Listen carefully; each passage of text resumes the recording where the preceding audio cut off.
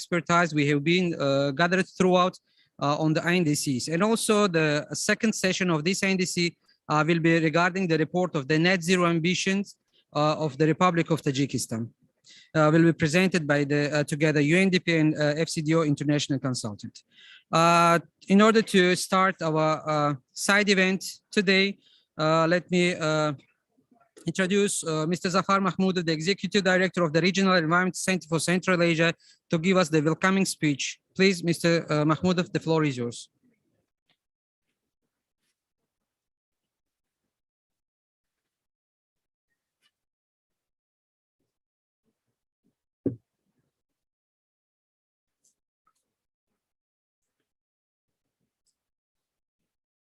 Thank you, Mr. Moderator.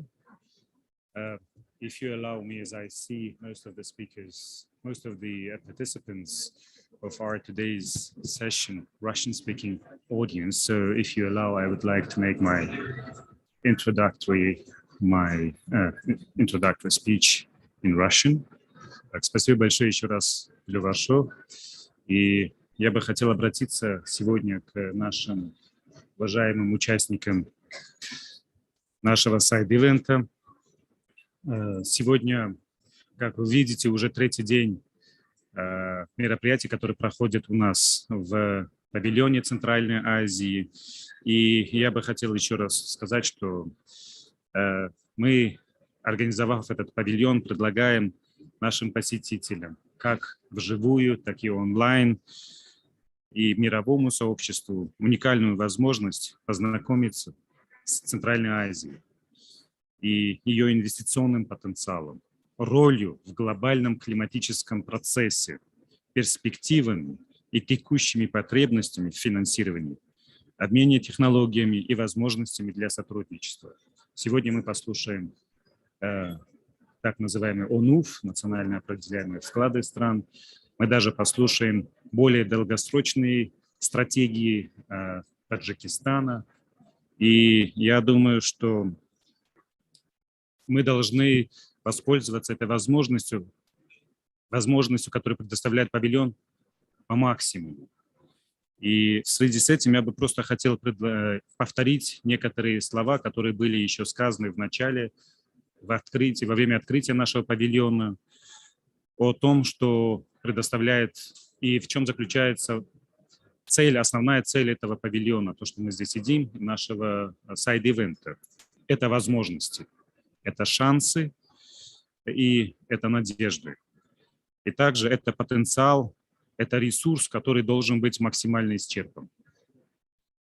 Также мы говорим о мультилатерализме, о принципе сотрудничества, направленный на формирование коллективного видения и эффективных подходов международного сообщества к решению широкого круга глобальных и региональных проблем на основе многосторонних консультаций и соглашений. Также я бы хотел еще раз подчеркнуть возможности для климатической дипломатии. Это процесс, посредством которого правительство, а также негосударственные организации определяют климатическую политику и работают над снижением риска последствий изменения климата и поддерживают трансформацию экономики в направлении низкоуглеродного и климатически устойчивого развития. В целом, мы должны все наши мероприятия направить на устойчивое развитие региона. И одним из основных программ, которые, я думаю, стоят нашего внимания, это в конце нашего сегодняшнего мероприятия будет представлена программа более долгосрочная, которая называется Policy Action for Climate Security в Центральной Азии. И здесь говорится о добровольной стратегии, которые направляют правительство на интеграцию, смягчение последствий изменения климата и социально-экономического развития в национальную политику. И основная цель этой стратегии заключается в определении потенциальных национальных путей с низким уровнем выбросов с учетом синергии между изменением климата и экономическим развитием, включая более широкие сопутствующие выгоды. Я не буду много времени занимать, чтобы дать возможность уже непосредственно странам представить, во-первых, национальные определяемые вклады, которые разработаны в странах, и также послушать презентацию, как я говорил ранее, это Policy Action for Climate Security in Central Asia. Уважаемые участники, я бы хотел еще раз всех поблагодарить за то, что вы участвуете сегодня физически. Вы видите, что все павильоны здесь пытаются привлечь внимание всех посетителей, пытаются показать мировому сообществу, что они делают для достижения низкоуглеродного, что их страны делают по достижению низкоуглеродного развития. И поэтому я думаю, что за оставшиеся 10, уже 9 дней нам также удастся разработать совместные, помимо того, что мы сейчас уже делаем до конца этих 2 недель, разработать планы на то, что мы будем уже делать в следующем году, потому что то, что мы сейчас делаем, это только первый шаг, это самый первый шаг. И вот сейчас мы должны задуматься о том, что мы сделаем в следующем году. И я думаю, что мероприятие, которое мы планируем организовать 12 ноября, как заключительное, я бы хотел пригласить всех наших участников, всех делегаций стран Центральной Азии участвовать на этом мероприятии, чтобы мы спланировали более, скажем так, более четко, можно сказать, наши следующие шаги. Я не знаю, будет ли еще раз у нас возможность организовать павильон, но я думаю, что нам стоит подумать над тем, что в течение года нужно будет все-таки проводить нам постоянные встречи, как на национальном, так и на региональном уровне, чтобы быть более подготовленными к следующему КОПу. А пока я желаю всем удачной недели. Спасибо большое. Пожалуйста.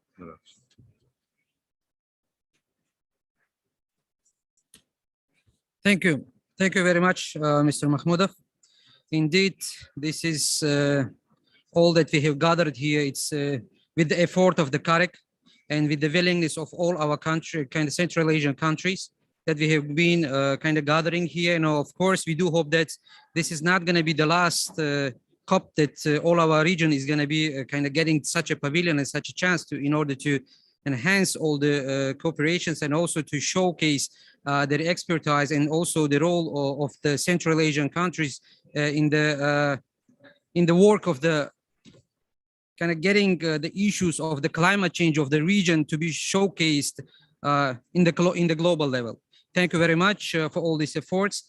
And we're going to be starting the sessions of the side event. Today, as we have said, our side event has been divided into 2 sessions.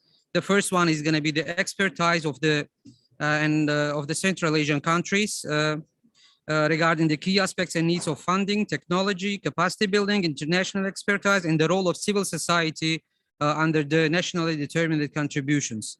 The first speaker, Aida Alieva, Senior Expert of Climate Policy and Green Technologies Department of the Ministry of Ecology, Geology, and Natural Resources of the Republic of Kazakhstan. Please, Ms. Alieva, the floor is yours.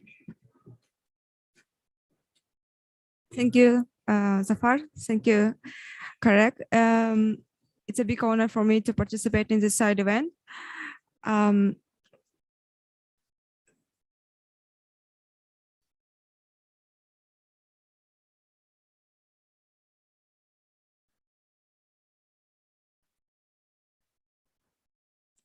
So, as you know,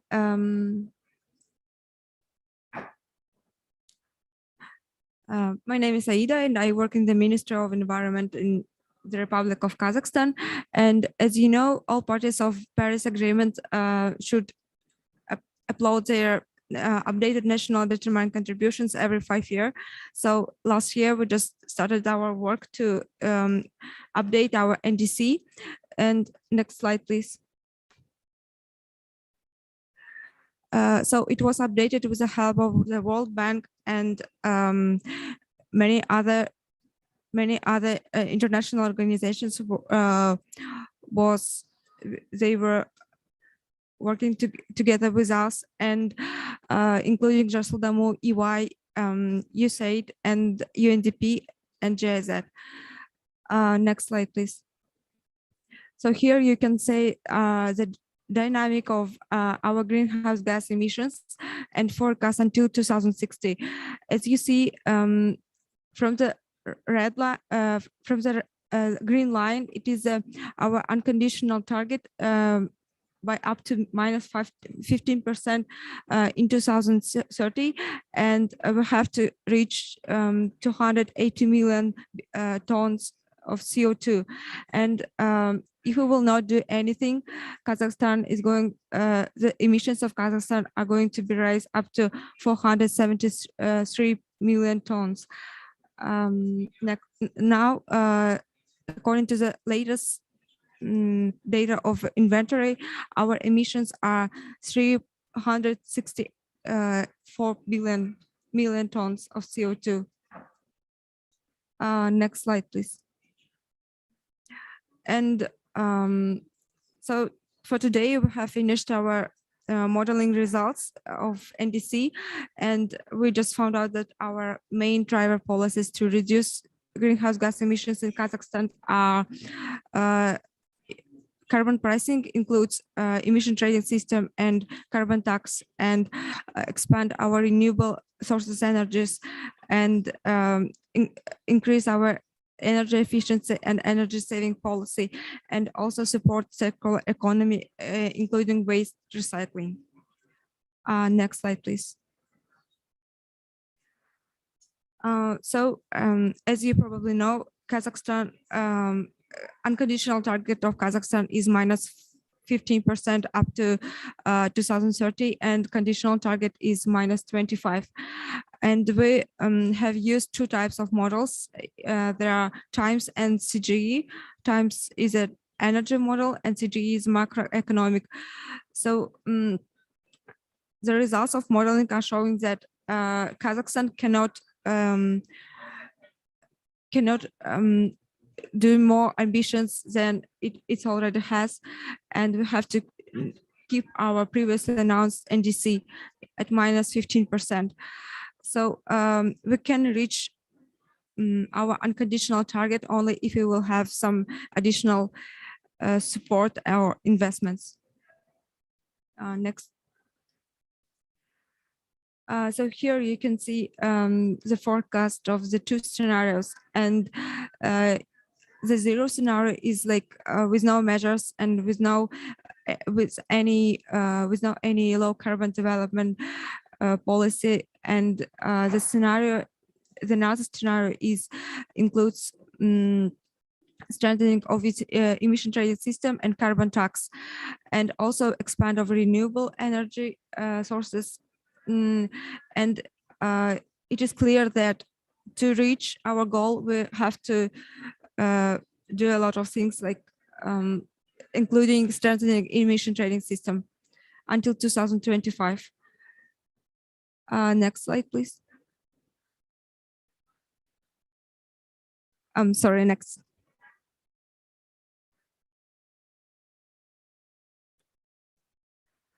Thank you.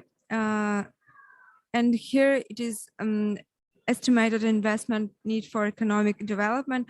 And as you see, Kazakhstan needs additional investment amount is approximately $240 billion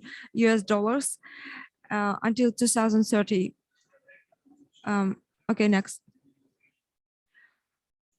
So here you can see the most important targets up to 2030, and we're going to reduce our share of coal from almost 70% to 40%, and we're going to expand our renewable sources, energy sources up to 25% by 2030, and also increase our energy intensity of GDP by up to 40%. Next slide. And also, we have developed the roadmap of measures until 2025. It includes, next slide. It includes 44 institutional measures and also sectoral measures in the main sectors where we can reduce our emissions. There are energy, transport, agriculture, waste management, and housing and communal service. Yes, thank you. Next. So as you see, the most important measure for us, like up to 2025, is to strengthen our emission trading system. Kazakhstan has launched ETS in 2013, and but we still have free quotas, and so up from this year we are going to strengthen it and reduce our free quotas. And on this graph you can see, like in 2017 we had 168 million quotas, and then on the phase of from 2060 to 2030, we will have now more than 120 quotas. And also we are going to expand our ETS and include new other sectors, the same as in European Union, and new gases as well, like additional gases. And also we hope that carbon price in Kazakhstan will increase as well. Next slide. Yes, thank you very much.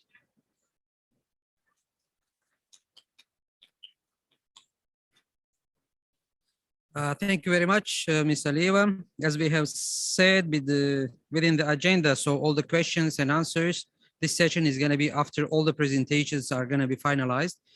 So we're going to be moving to the next presenter, Dastan Abdullayev, Director of Climate Finance Center of the Kyrgyz Republic. Please, Mr. Abdullayev, the floor is yours.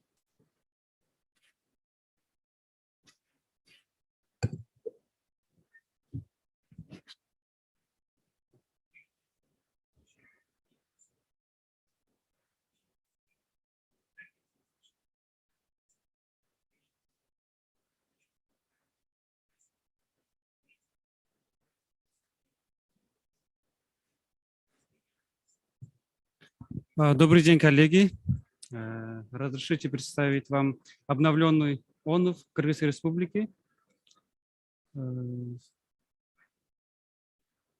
рамках подготовки к КОП-26, конечно, Кыргызская Республика проводила огромную работу по обновлению ОНУФа, и таким образом под руководством Министерства природных ресурсов, экологии и технического надзора Кыргызской Республики было разработано и доработано обновленный ОНУФ. И таким образом сегодня мы представляем вам обновленный ОНУФ Кыргызской Республики. Следующий слайд, пожалуйста.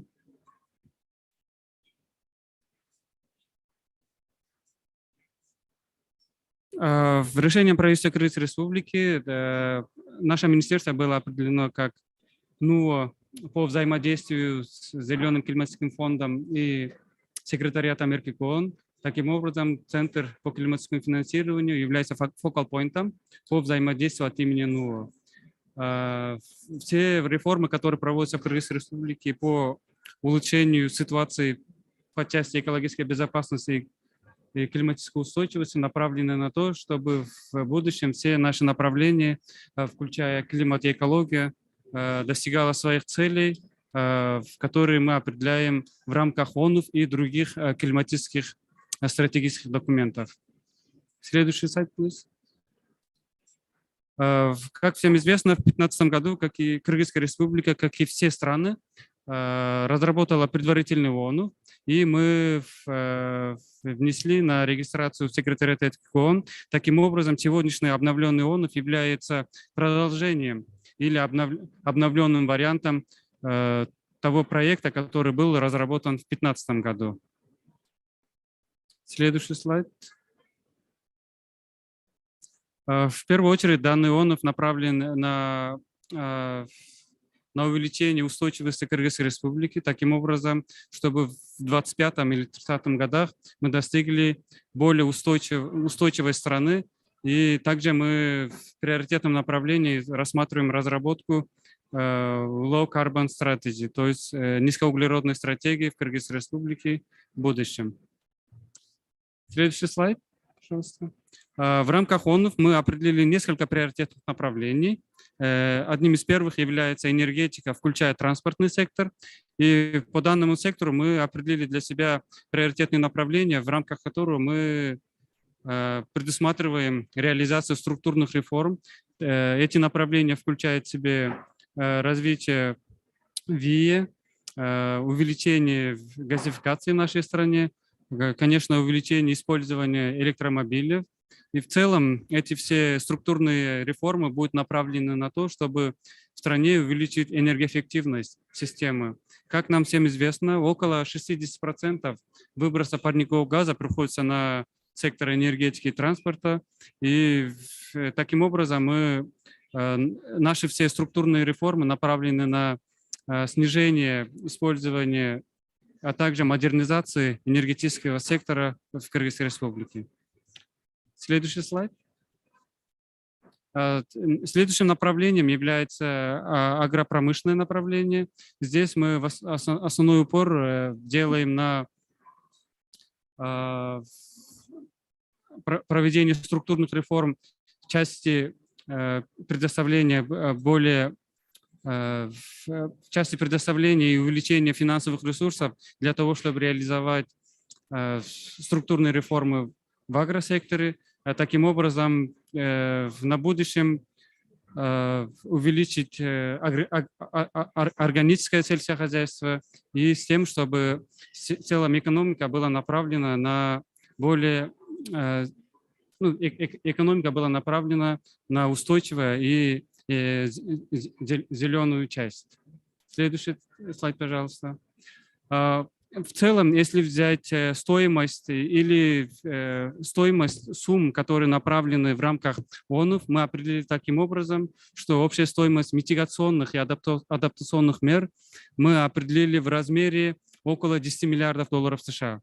Из них 37% определяется как собственные средства. Надо отметить, что под собственными средствами мы здесь имеем в виду средства частного сектора, а также средства международных доноров, которые в данное время реализуются в нашей стране, а также, конечно, средства, которые выделяются в рамках государственного бюджета. А оставшиеся часть, 63%, мы предусматриваем как помощь, которая будет оказана со стороны партнеров по развитию и международных организаций.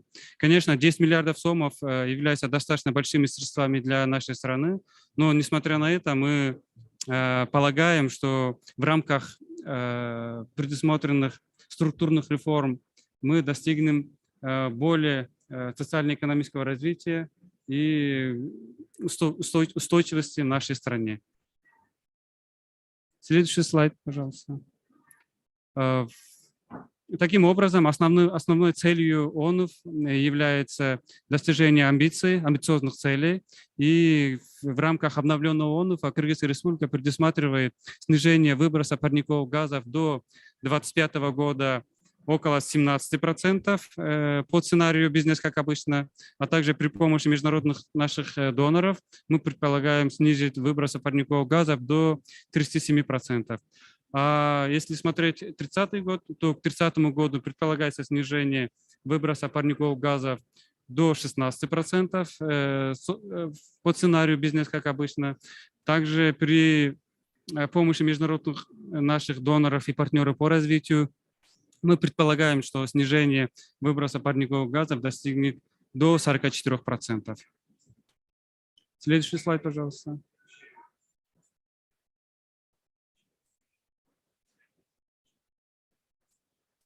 В Таким образом, обновленный ОНУФ является более амбициозным, чем предварительный ОНУФ, который был разработан в 2015 году. И как мы видим, по сравнению с предыдущим ОНУФом, по сценарию «Бизнес как обычно» наши амбиции увеличиваются практически на около 5%, а при помощи международных доноров, также партнеров по развитию, мы предполагаем увеличить наши амбиции или снизить выбросы парниковых газов на около 15%. Следующий слайд. Конечно, вопросы гендерного аспекта всегда будут актуальны и в рамках реализации обновленного ОНУФа. Вопросы гендера мы рассматриваем не только как объект, но и субъект политики, и всегда в рамках предусмотренных планов мероприятий и по митигации и адаптации мы будем брать и реализовывать с точки зрения гендерных аспектов. Следующий слайд. Кроме этого, в рамках обновленного ОНУФа правительством Кыргызской Республики была разработана проектная версия планов мероприятий по митигации и адаптации. Таким образом, данный ОНУФ включает в себя не только наши амбиции, но в том числе, каким образом мы будем достигать этих амбиций к 2025 и 2030 году. Можно будет, следующий слайд. Таким образом, к 2030 году мы предполагаем реализовать митигационные меры по следующим приоритетным направлениям. Первое направление – энергетика, промышленность, сельское хозяйство, лесное хозяйство. И таким образом общая стоимость этих мер будет составлять больше 7 миллиардов долларов США. Из них больше 4 миллиардов долларов США предполагаем при помощи международных доноров и партнеров по развитию, а около 3 миллиардов долларов мы предполагаем найти будем финансировать собственными средствами, включая госбюджет и частный сектор. Как вы видите, основным приоритетным направлением, а также направлением, в котором мы предполагаем реализовать структурные реформы, является энергетика, включая транспорт. Следующий слайд, пожалуйста. Вторым направлением является, конечно, адаптация. В отличие от митигационных мер, адаптационные планы пока составлены до 2025 года.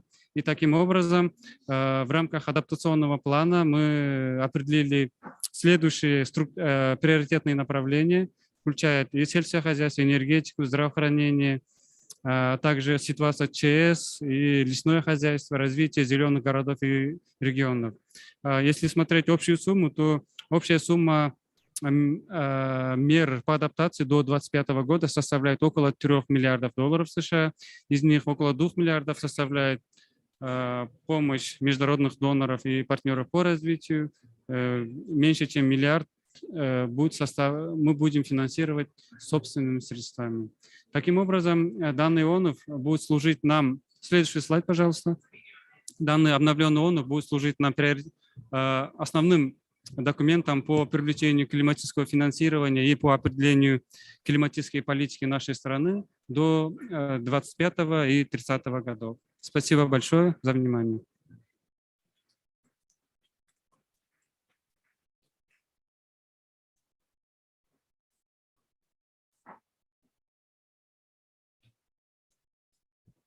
Thank you very much, Mr. Abdullayev.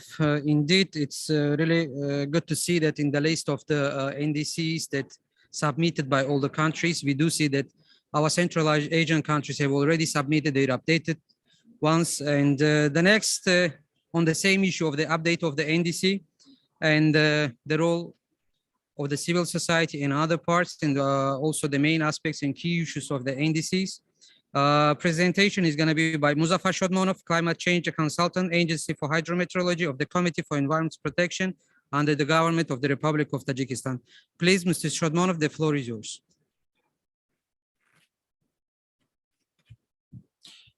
Thank you, Mr. Moderator. Greetings to everyone.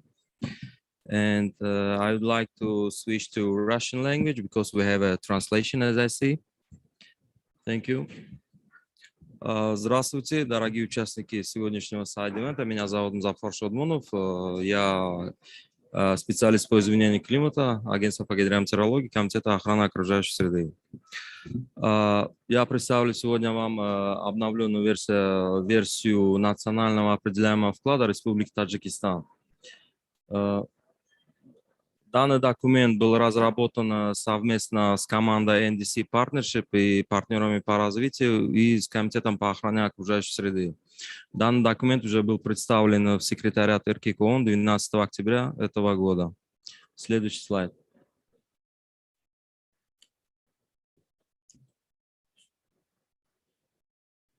Здесь у нас представлена краткая информация о Таджикистане. Таджикистан находится как бы в южной части, юго-восточной части Центральной Азии. Очень маленькая страна, горная страна, очень уязвимая, богата природными ресурсами. 60% водных ресурсов формируется в Таджикистане. Имеет большой потенциал гидроэнергетики. 70% населения, конечно, живут в сельской местности. Очень уязвимая страна к последствиям изменения климата. Следующий слайд, пожалуйста. Здесь мы совместно с партнерами по NDC Partnership мы провели как бы анализ выбросов, начиная с базового года до 2016 года. Мы применили новую методологию IPCC, то есть новый потенциал глобального потепления, высчитали все эмиссии, мы привели порядок в нашу инвентаризацию. Следующий слайд. Здесь у нас базовый год, разбивка по процентам. Как вы видите, 60% базовый год у нас занимает как бы энергетика, почти что половину всех выбросов. И вторым идет это у нас, то есть вторым это идет у нас сельское хозяйство 35%, индустрия 9% и, как бы сказать, отходы и землепользование так не вносят такой уж большой вклад в выбросы. Следующий слайд. Ну, по сравнению с 2014 годом, как вы видите, уже энергетика у нас наполовину упала и растет, рост эмиссий идет у нас в сельском хозяйстве. Ну и вот по этим секторам мы это все рассчитывали. Следующий слайд.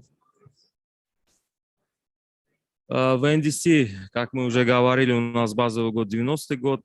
При перерасчете у нас за счет эмиссий IPU, то есть индустрии и сельского хозяйства, у нас рост эмиссий, увеличение идет. Базовый год у нас увеличился 35,5 миллионов. У нас период для реализации NDC у нас тоже определен, начиная с 2021 года до 2030 года.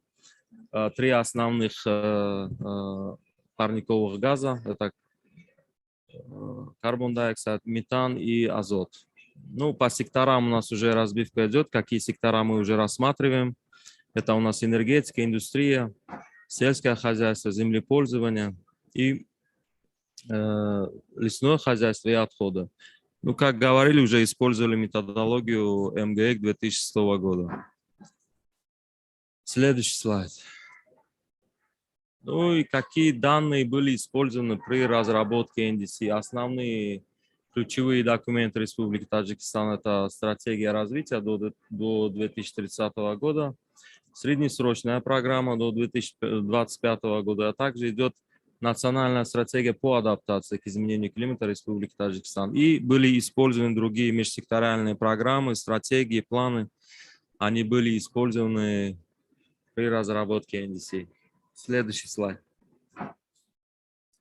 Мы уже говорили о рамках выполнения NDC. Это начиная с 2021 года до декабря 2030 года.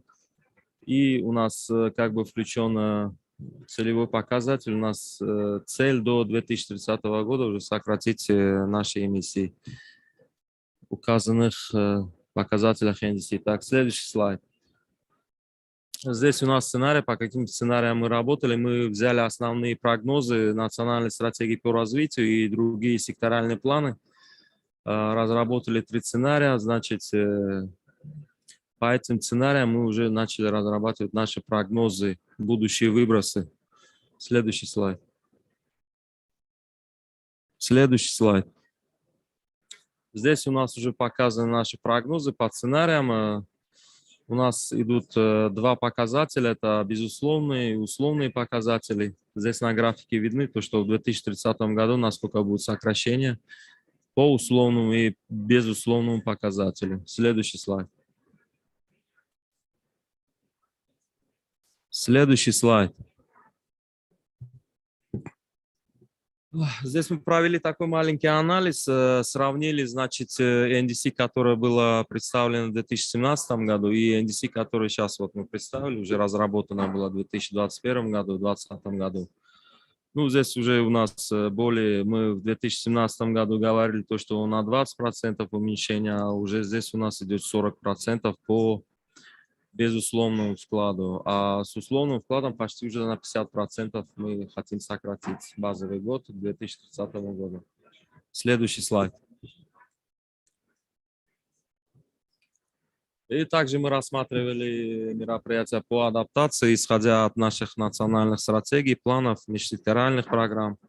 Ну, в основном мы ссылались на стратегию развития страны и национальную стратегию по адаптации и среднесрочные программы, также и на другие секторальные программы. Следующий слайд. Здесь также мы оценивали, как бы сказать, адаптационные меры, которые как бы из адаптационных мер вытекают какие-то меры по смягчению, по сокращению выбросов. Исходя из этого были выбраны следующие сектора. Это энергетика, водные ресурсы, как сельское хозяйство или схоз, транспорт и инфраструктура, индустрия, строительство и отходы. Следующий слайд. Ну, means of implementation это больше касается финансовой части. Мы также рассматривали, в каких направлениях мы нуждаемся в финансах, и вот рассчитали то, что к 2030 году примерно 1 миллиард в год нужно, чтобы как бы реализовать свой NDC. Также мы рассмотрели то, что в энергетику большую часть идет, также в энергетику, в транспорт и в сельское хозяйство большая часть вклада идет по финансам. Также рассматривали вопросы передачи технологий. Как вы видите, уже в этом самый основной момент, то, что многие проекты в Таджикистане, они не проводят оценку воздействия мер по смягчению и насколько они сокращают. И также у нас идет подготовка потенциала, то есть начиная сверху вниз и снизу вверх, то есть уже повышать потенциал всех государственных структур, также частных структур, чтобы они уже были вовлечены также в реализацию NDC. Следующий слайд. Также рассматриваются вопросы мониторинга, прозрачности перехода, то есть чтобы Таджикистан представлял отчет о прозрачности в будущем. Правительство назначило 3 шага, и вот при каждом из этих этапов будут разрабатываться уже институциональная база, как бы сказать, законодательная, институциональная.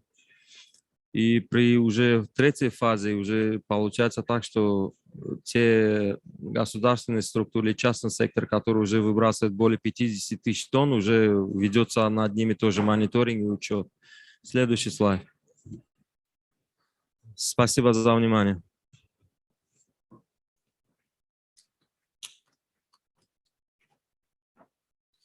Thank you very much, Mr. Shodmonov. By this, we are concluding the first session. As we have said, after 2 sessions, we're going to be having all the questions on the floor. And the second session is the net zero ambition mitigation pathways until 2050 for Tajikistan. It's going to be presented online through the Zoom by Mr. Sander Ackermans, International Climate Change Consultant, United Nations Development Program in Tajikistan, in frame of FCDO-supported initiative on policy action for climate security in Central Asia. Please, Mr. Ackermans, the floor is yours. Thank you very much. Share my screen.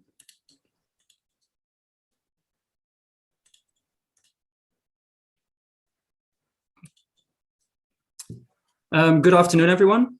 Thank you very much for attending this event. My name is Sander Ackermans. I'm a climate change consultant working for UNDP Tajikistan, and will present the results of research conducted by Tajikistan to assess the possibilities to develop a long-term strategy in the country, which is a central component besides NDCs for achieving the goal of reaching net zero global emissions and identifying the required funding in the long run. As was mentioned just now, the research was framed within the Policy Action for Climate Security in Central Asia initiative, which aims to enhance policy action for climate security in Central Asia through supporting more robust and coherent climate change action and increasing public awareness. I will first provide a brief background on the importance of long-term strategies and the different scopes for long-term strategy development. The different mitigation pathways for Tajikistan as part of this research will then be discussed. And finally, we will give the key takeaways for Tajikistan from this conducted research. So what are long-term strategies? These are national strategies for envisioning low emission development while identifying national priorities that are in line with decarbonization pathways. They aim to identify potential nationally appropriate low emission pathways, considering synergies between climate change and economic development, including wider co-benefits. And they guide governments to integrate climate change mitigation and socio-economic development in national policies.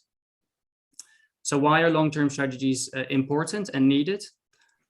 First of all, Article 4 of the Paris Agreement encourages all parties to prepare and submit long-term low greenhouse gas emission development strategies to the UNFCCC, providing the international community with a vision for a low carbon economy of a country.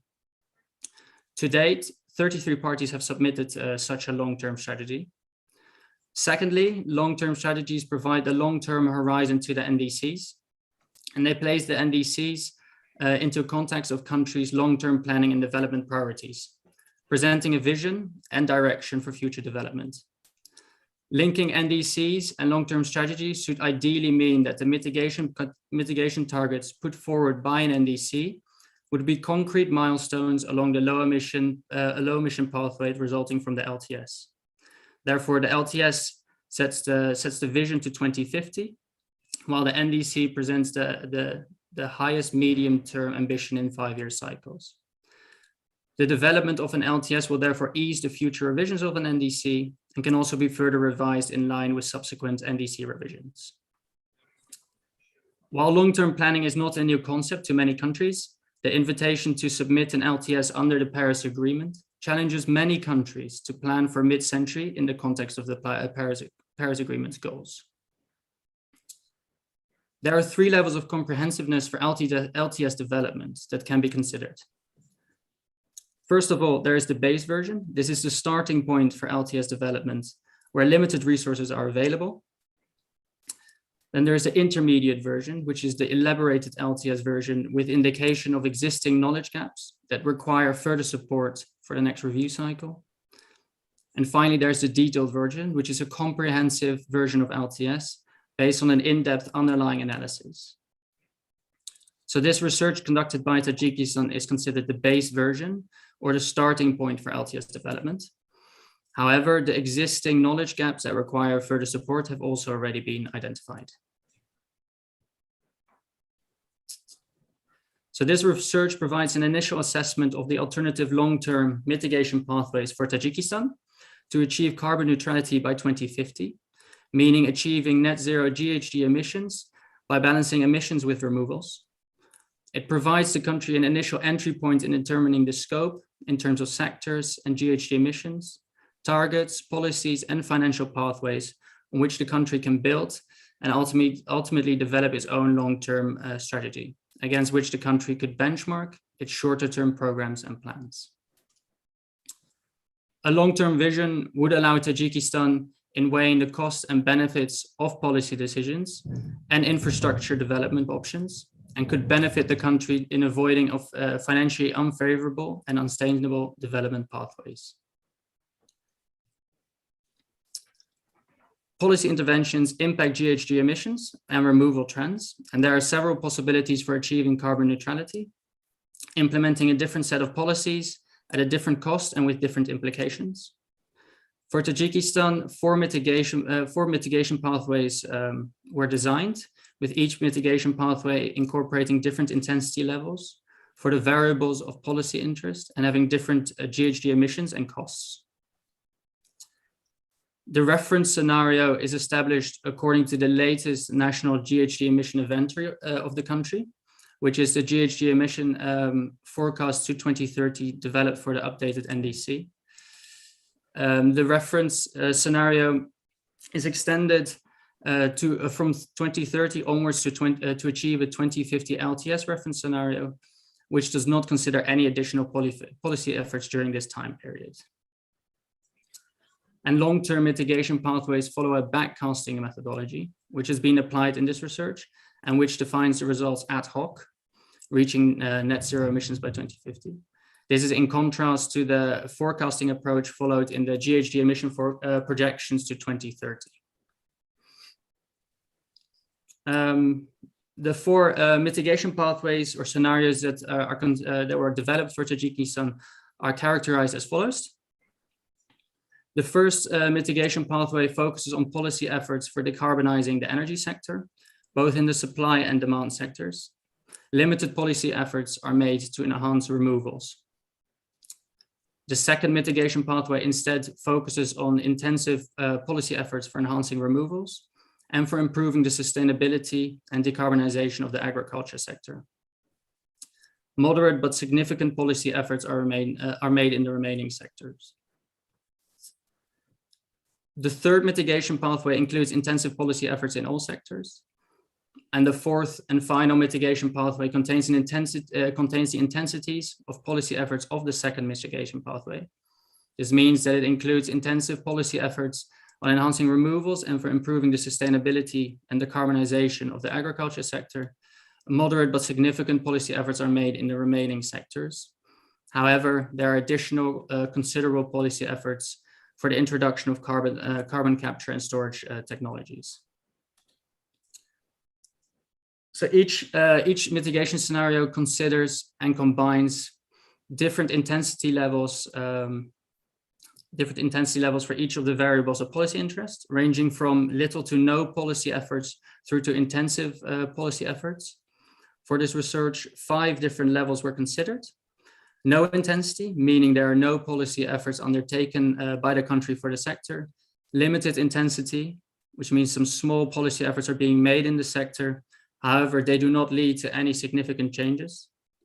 Moderate intensity, the country is undertaking additional policy efforts in the sector, but they're not very ambitious. Considerable intensity, level 3, which means that reasonable policy efforts are being made in the sector, which do lead to changes in activities. And finally, high intensity, thorough policy efforts are initiated in the sector to ensure extensive and sizable changes. So the following table presents the levels of policy intensities applied to each of the 4 scenarios. On the left-hand side, each of the sectors are shown, with each sector containing different variables of policy interest, such as transport efficiency, renewable energy, forest conservation, reduction of energy losses, etc. The variables of policy interest are areas in which climate policies, actions, or programs of incentives can be designed and implemented. A very high intensity of the policy variables will imply the implementation of numerous policies, potentially involving significant GHG emission reductions and an associated cost.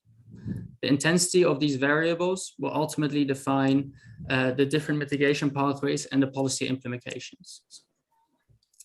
For each of these variables of policy interest, the study also identified different policy options for the country, but for brevity, these have not been included in the presentation. Furthermore, a cost assessment was conducted to allow to weigh the cost of the policy decisions for each scenario to potentially avoid financially unfavorable pathways. So as can be observed, the first scenario incorporates high intensity levels for decarbonizing the energy sector, but only includes limited intensity levels for agriculture policy efforts and for the enhancement of removals from the forestry and land use sector. The second scenario instead focuses on intensive policy efforts for enhancing removals from the forestry and land use sector and in improving the sustainability and decarbonization of the agriculture sector. This scenario also includes a focus on policy efforts for improved energy efficiency in buildings, but policy efforts for other energy-related sectors and the waste sector are less intensive. The third scenario includes intensive policy efforts in all sectors, except carbon capture and storage, combining the high intensity levels of the first and second mitigation scenarios. And finally, the fourth and last scenario contains the intensities of the second mitigation pathway, but additionally incorporates considerable policy efforts for the implementation of carbon capture and storage technologies in Tajikistan. Considering these intensity levels that were shown in the table, the following figure depicts the mitigation pathway of each LTS scenario for Tajikistan. It shows the GHG emissions from the period 1990 to 2050. The green line represents the LTS reference scenario, which, as mentioned, is the GHG emission forecast to 2030 developed for the updated NDC of Tajikistan and extended to 2050. So as can be seen, the first and second scenarios only provide moderate GHG emission reductions in 2050. They're highlighted in yellow and gray, with the third scenario highlighted in blue, almost reaching carbon neutrality. The fourth scenario, which is depicted in orange, does reach carbon neutrality in 2050. Combining the GHG emission reductions outcomes and the cost considerations, we obtain the following summary of results from the LTS of the 4 LTS scenarios. Carbon neutrality is not achieved in the first scenario, and the GHG emission reductions are considered moderate. Costs are very high. It focuses on policy areas that require a large amount of investment for their implementation. The second scenario contains similar moderate GHG emission reductions and does not achieve carbon neutrality either. The cost of the second scenario can be considered moderate as it focuses on policy efforts which require less investment or implementation costs for their realization. The third scenario, however, has high GHG emission reductions and carbon neutrality is about to be achieved. The cost of the third mitigation scenario are generally very high, as it includes high policy incentives of both the first and second mitigation pathways. And in the fourth scenario, there are very high GHG emission reductions and carbon neutrality is achieved. The costs of the fourth mitigation scenario are generally very high, as it includes the introduction of carbon capture and storage technologies, while additionally including moderate and intensity policy intensities in the other areas. So this research provides a first mapping and development stage on which Tajikistan can build and determine its scope and targets for an LTS. And it is therefore does not define every possible mitigation pathway or scenario which the country must follow. However, each of the developed pathways present a significant potential GHG emission decrease by 2050 compared to the 2030 reference scenario. A high degree of policy intervention in all sectors would be needed for potentially achieving carbon neutrality, combining tax incentives, regulations, and technology transfer.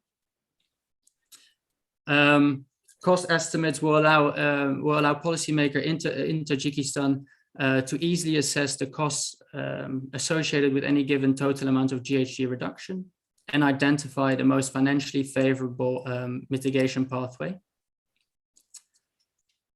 So ambitious long-term strategies are vital, since current near-term international efforts driven from countries' NDC fall short of meeting the global long-term temperature goals set by the Paris Agreement. Formalizing a long-term strategy will therefore show the international community the vision of a low-carbon Tajikistan that defines a roadmap for economy-wide transformations and the funding required in the long term. So the current date to communicate long-term strategies is attached to only a single moment in time, namely, according to the Article 4 of the Paris Agreement, by 2020.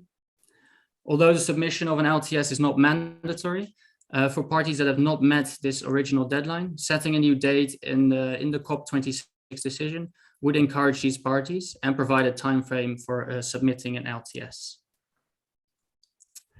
So I would like to thank you very much for your attention. I will now pass the floor back to the moderator of the session, and I will be open for any questions from the audience. Thank you very much.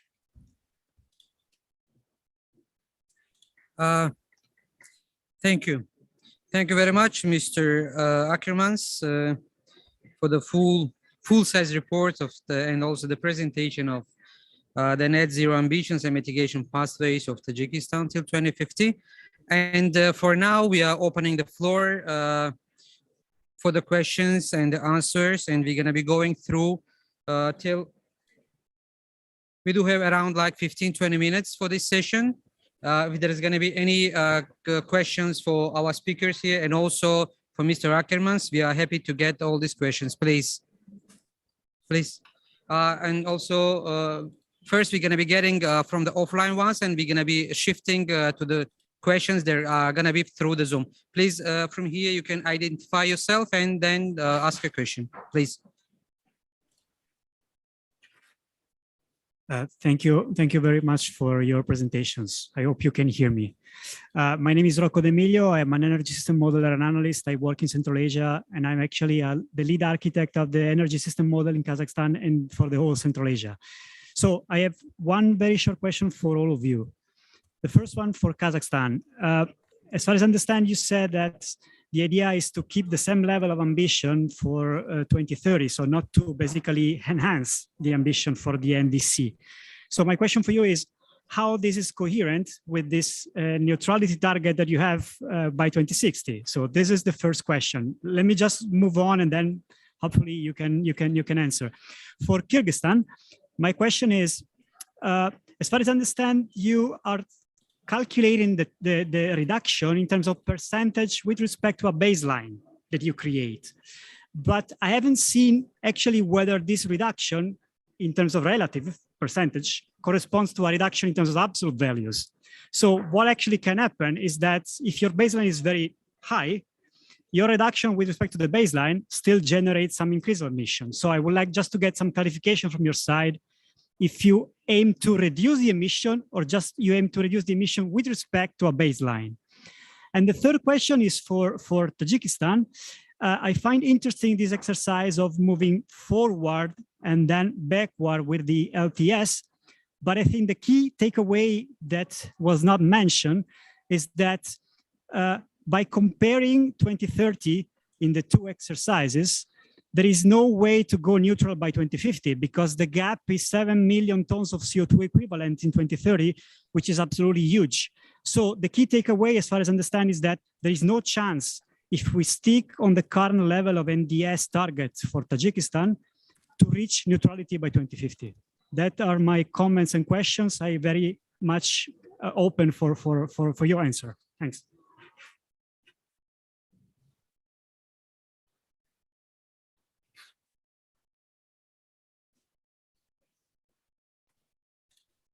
Thank you very much. So I think we're going to be going through as a list of the questions in order that it has been asked. So please, Ms. Aliyeva. Thank you, Rocco, for your question. Yes, you are right that Kazakhstan keeps its ambitions on NDC. And yes, on the last year on the Climate Emission Summit, our president said that we're going to reach carbon neutrality by 2060. And now we're actually working on the doctrine of our long-term strategy of carbon neutrality until 2060. And we just, when we were modeling and we had a consultations with experts and governmental bodies, we just found out that Kazakhstan has a great potential to reach its unconditional targets as well. So probably we're going to make our ambitions more like in the next 5 years after uploading this one. And we just need to find more investments, and we need to find more help for Kazakhstan to find new resources as well, and to find new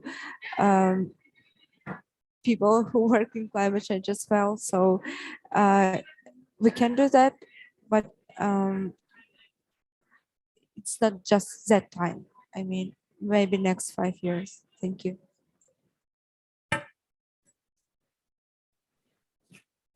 Yeah, thank you, Ms. Aleva. So if we're gonna be going by order, so Mr. Abdullayev, please. Конечно, как вы правильно отметили, на самом деле обновленный ОНУФ является более амбициозным, чем первый ОНУФ.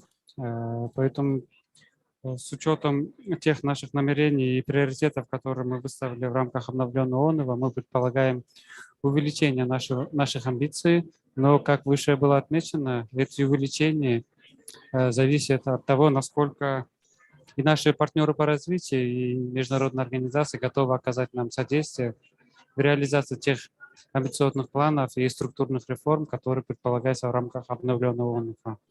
И, как вы отметили правильно, наши амбиции, которые были, наши цели, которые были обозначены в обновленном ОНУФе, они более амбициозны, чем в первом ОНУФе. Поэтому мы сравниваем базовый год и в первом, и во втором, и в обновленном, таким образом достичь более амбициозных целей к 25-му и 30-му годам. Спасибо. Если есть другие вопросы, мы можем обсудить уже в частном еще порядке. Спасибо. Thank you, Mr. Abdullayev. So, Mr. Shadmonov, please. Если честно, я вообще вопрос не понял. Sorry? Цель вопроса я не понял. В чем цель вопроса? Could you just repeat your question, please? Yeah, the question is for both of you, because your colleague from remote actually also analyzed your country. So my question is, since you present very different results in 2030, your results show a very high level increase of emission, but their results show a very deep reduction of emission by 2030. Okay. I wonder what is the takeaway that you can get from this different perspective and exercises? The colleague from UNDP, he presented the future plans of Tajikistan to develop the LTC in the country. They're doing the assessment. Here we did the assessment for the NDC for 2030. So they're like moving forward to 2050 using like 4 scenarios. We are also closely cooperate with UNDP in this way. UNDP was involved in the NDC development, let's say. So I understand now what you mean. So this is only like the plans for the future. Thank you.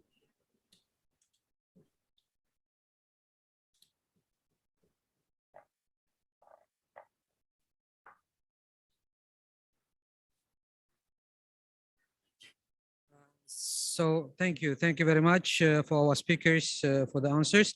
If there's going to be any other questions from the floor, as far as we see, there is no question in the Zoom, in the chat box. So if there is not going to be any other questions, so we're going to be kind of getting to the end of our side event.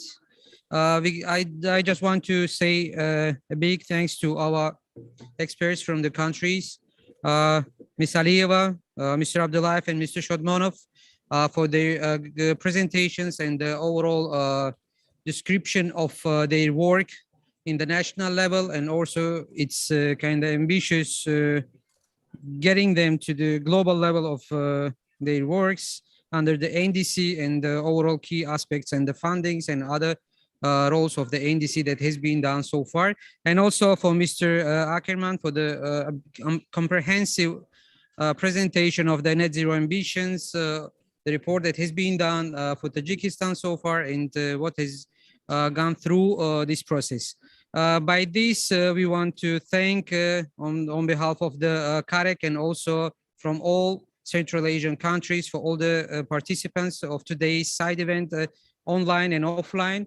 And thank you all for participating. And we do hope that we're gonna see all of you throughout this and next week to be attending to all the side events, because beginning from the first day, we do have all our programs. You can find it through the website of the CAREC, cop26.carececo.org, and the whole program and the whole kind of concepts and in the further on, we're going to be downloading all the presentations and the concepts and the agendas of this in order for coming back and to see what has been done throughout by the region in the pavilion and to get the overall information that you're going to be needed. So thank you very much. And thanks everybody for attending. Thank you.